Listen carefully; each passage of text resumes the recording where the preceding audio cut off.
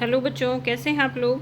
चलिए आज हम करेंगे 7th क्लास की हिस्ट्री का 4th चैप्टर है, जो कि कल की वीडियो में थोड़े से क्वेश्चन रह गए थे, उसी को कंटिन्यू करते हैं। उसमें हम ऋग्वेद की बात कर रहे थे कि सुना जाता है और बोला जाता है। आगे के क्वेश्चन देखते हैं। चलिए, ऋग्वेद के कुछ सूक्त वार्तालाप के रूप में है। तो वार्तालाप देखिए उन किस किस का उसमें, तो विश्वामित्र जी का और दो देवियों के रूप में पूजित दो नदियाँ सतलुज और व्यास। तो सतलुज और व्यास दो नदी और विश्वामित्र जी का वार्तालाप जो है उसमें बताया गया। ऋग्वेद में प्रार्थना की गई है मवेशियों, पुत्रों, घोड़ों, ऋग्वेद में प्रार्थना की गई है मवेशियों, पुत्र व घोड़ों के लिए की गई है। विश्वजनों के नाम मिलते हैं ऋग्वेद में। दस्यु लोग थे जो यज्ञ नहीं करते थे, जो कि दास थे, वो यज्ञ नहीं करते थे।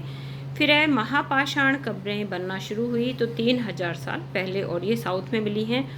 यह प्रथा दक्षिण भारत, उत्तर पूर्वी भारत तथा कश्मीर में प्रचलित थी। कहाँ से खोजी गई एक कब्र में 33 सोने के मनके और शंख पाए गए हैं, तो ब्रह्मगिरी में मिली है। इनाम गांव स्थित है तो भीमा की सहायक नदी घोड़ के किनारे स्थित है, और ये 3600 से 2700 साल पहले का है। चरक का जो टाइम था वो 2000 साल पहले का है। तो ये बेटा अपना 4th चैप्टर कंप्लीट हो गया। अब 5th को देखते हैं। देखिए, टीजीटी वाले जो बच्चे हैं उनके लिए 6 to 8 का सिलेबस में बुक्स का दे रखा है, और जो पीजीटी वाले बच्चे हैं उनके 9th 10th 11th 12th ही दे रखा है। तो आप लोगों को ये बुक्स पढ़ना बहुत ही नेसेसरी बेटा, तभी जो है एग्ज़ाम क्लियर होगा। और मैं हिंदी के लिए भी वीडियो डालना सोच रही हूँ आप लोगों के लिए, क्योंकि हिंदी के लिए भी बच्चे परेशान हुए रहते हैं, इधर उधर भागते हैं।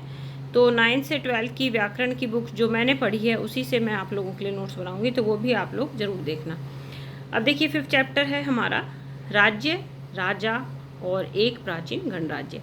राजा बनने की प्रक्रिया शुरू हुई तो 3000 वर्ष पूर्व। सबसे शक्तिशाली राजा होता था अश्वमेध यज्ञ करने वाला। वो आपको पता ही है कि अश्वमेध में घोड़ा छोड़ा जाता था, और घोड़ा जिन जिन प्रांतों से होकर गुजरता था तो वो राजा जो थे वो यज्ञ करने वाले राजा की अधीनता स्वीकार कर लेते थे, और जो घोड़े को पकड़ लेता था तो वह युद्ध करता था।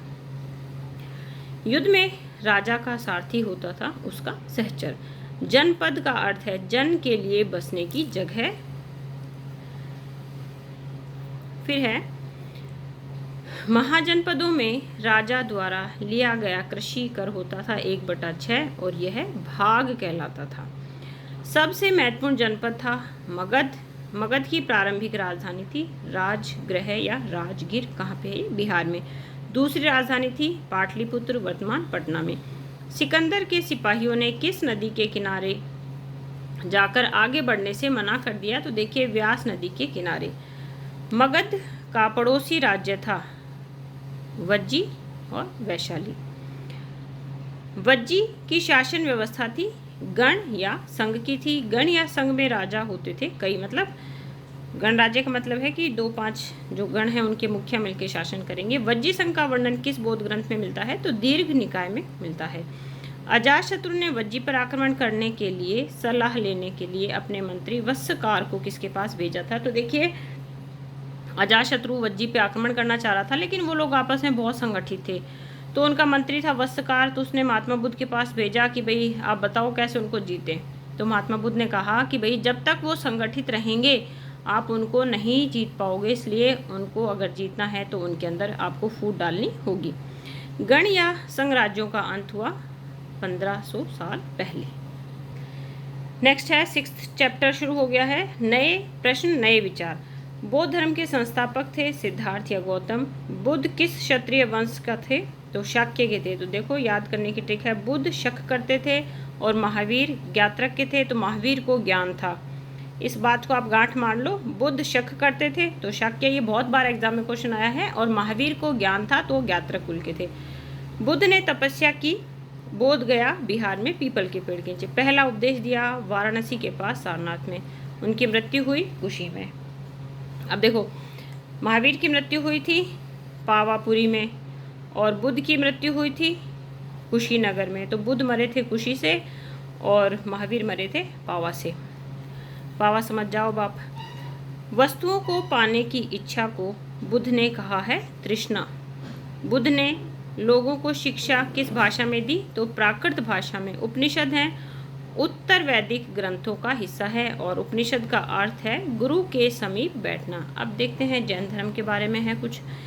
जैन धर्म के 24वें व अंतिम तीर्थंकर थे वर्धमान महावीर। वर्धमान का कुल था वज्जी संघ के लिच्छवी कुल के थे ये, ठीक है। जैन शब्द बना है जिन और जिसका अर्थ होता है विजेता। घरों में रहने वाले भक्त कहलाते हैं भिक्खु और भिक्षुणी। देखिए बेटा ये क्वेश्चन जो है नेट के एग्ज़ाम में भी आया हुआ है, ठीक है। लेकिन किस धर्म के हैं ये? जैन धर्म के हैं। और अगर बुद्ध धर्म आता है तो वहाँ पे श्रावक और श्राविका होते हैं।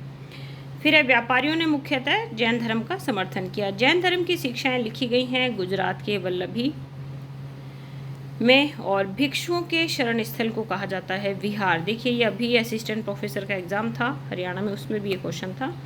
जैन ग्रंथों का लेखन हुआ था 150 वर्ष पूर्व। अब हमारा शुरू हो गया ये 7वां चैप्टर, अशोक अनोखा सम्राट और युद्ध का त्याग। देखिए इसमें थोड़े से प्रश्न हैं, ज़्यादा नहीं बने हैं। मौर्य वंश 322 से 185 का टाइम पीरियड था। मुख्य शासक थे चंद्रगुप्त मौर्य, बिंदुसार, अशोक। मौर्य साम्राज्य की राजधानी थी पाटलिपुत्र, उज्जैन और तक्षशिला। तक्षशिला था उत्तर पश्चिम और मध्य एशिया का व्यापारिक मार्ग पर स्थित था। उज्जैन उत्तर भारत के से दक्षिण भारत में जाने वाले रास्ते पर था और कलिंग तटवर्ती उड़ीसा का प्राचीन नाम है और इसमें बीच में चीन की दीवार का भी वर्णन था, तो उसकी मैंने ये लंबाई लिख दी है, तो ये 6400 किलोमीटर लंबी है। अब आज की क्लास में हम इतना ही पढ़ेंगे और आप लोग ढंग से इन नोट्स को पढ़ो। सुबह भी अगर आपके कोई नॉन है पीजीटी के बच्चे तो उनको भी आप सुबह वाली वीडियो के लिए बता सकते हो। और शाम को मैं 9 बजे शॉर्ट डालती हूँ तो उसमें भी इम्पोर्टेंट क्वेश्चन डालती हूँ। अगर आपको साइकोलॉजी की आवश्यकता है साइकोलॉजी पढ़ने की तो मेरे पास बहुत अच्छी बुक है साइकोलॉजी की भी, तो आप मुझे कमेंट करें। मेरी वीडियो देखने के लिए आप सभी का धन्यवाद।